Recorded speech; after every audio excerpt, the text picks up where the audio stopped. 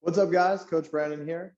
Congratulations on making it to this lesson in the training phase of your program. And now in this lesson, we're going to talk about how to recover from all those workouts you've been building out in the previous lessons. Now, there is always a balance in your training program between the amount of exposure or training that you're doing and the amount of recovery that your body needs to come back from. Now, exercise is what's called the hormetic stressor.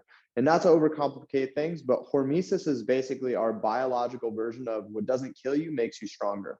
So when you're exercising, you're actually breaking down your body in multiple ways. And when you give your body adequate nutrition and rest and active recovery, you bounce back stronger the next time. Other examples of this are cold exposure like ice baths and hot saunas as well, which are things you can implement as recovery strategies. So when we're working out, we just can't work out 24/7 because our body needs that time to recover, which is why we implement things like rest days and things like that to make sure that we're getting the most bang for our buck from the training sessions that we're doing. So we really need to focus on that balance between rest and recovery. Now, recovery doesn't just mean sitting around doing nothing, right? We have to actively work on our bodies to encourage that natural process of recovery. So we have a difference between rest, which is like getting sleep, taking time off from the gym, and then active recovery, which is doing activities that encourage your body to recover or heal faster to get back to training. So one thing that you can do for active recovery is encourage blood flow through light aerobic activity. So this isn't going out and running your fastest 5K or something like that. It's just getting your heart rate up into the aerobic zone.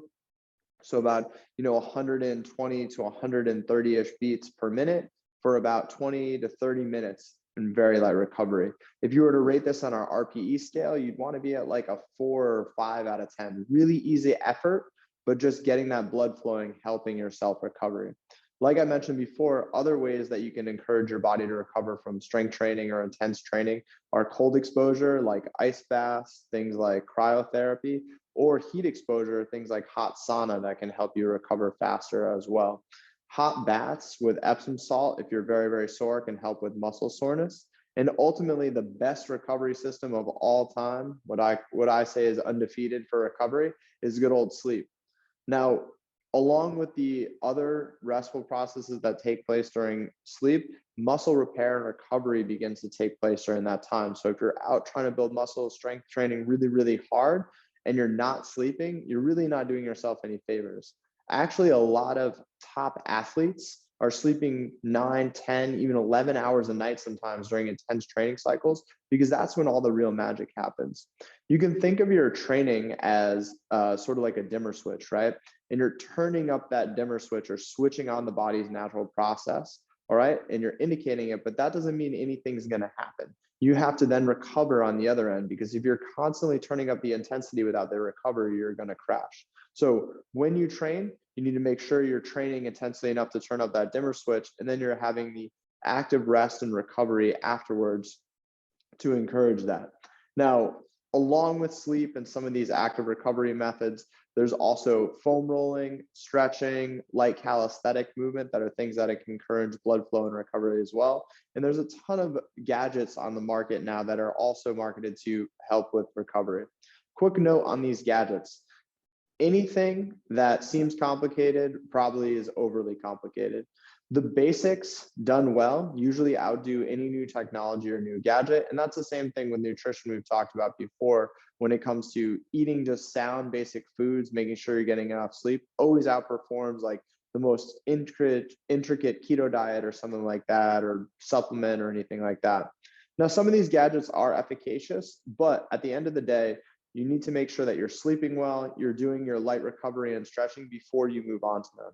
So some of these gadgets are percussion devices like the Hypervolt, which actually look like a gun and massage the muscle. There are compression boots that will suction cold water around to encourage blood flow. These are some of the latest and most cutting edge devices that can be used for encouraging recovery between sessions. Again, these are things worth looking into if you're training very intensely, if you're an athlete, or if you just need that extra edge. But you first want to make sure that you're sleeping and that you're getting enough general active recovery before you move on to those more advanced things. I've attached a guide to this lesson that breaks down each of the pros and cons of the different recovery methods. But as an overall theme, for every hour that you're spending per week training or breaking down your body, you want to spend at least a half hour actively recovering. So if you're doing 5 hours of hard, intense workouts in the gym, you need 2.5 hours on the other end of foam rolling, stretching, maybe some light aerobic work to encourage that recovery as well. So make sure you read through that guide, post your big takeaway in the Facebook group, and then we'll move on to that next lesson.